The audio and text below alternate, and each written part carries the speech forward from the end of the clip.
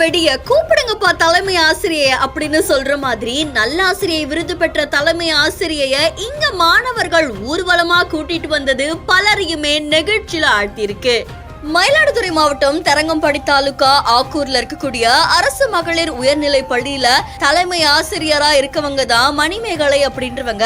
இவங்க இந்த பள்ளியில 9 ஆண்டுகளா தலைமை ஆசிரியரா பணியாற்றிட்டு வராங்களாமா. இந்த நிலையில போன வருஷம் நடந்த 10ஆம் வகுப்பு தேர்வுல இந்த பள்ளி 98 விழுக்காடு தேர்ச்சி அடைஞ்சிருக்கான். இந்த நிலையில தலைமை ஆசிரியை மணிமேகலுக்கு கடந்த 5ஆம் தேதி ஆசிரியர் தின விழால நல்லாசிரியை விருது கொடுத்திருக்காங்க.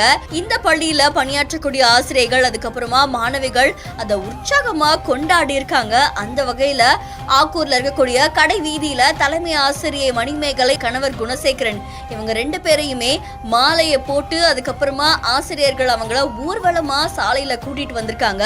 ஒரு பக்கம் டான்ஸ் ஆட, பாட்டு பாட, இசை ஒலிக்க ஒரு திருவிழா மாதிரி தான் அந்த ஆசிரியையை பள்ளிக்கு கூட்டிட்டு வந்திருக்காங்க.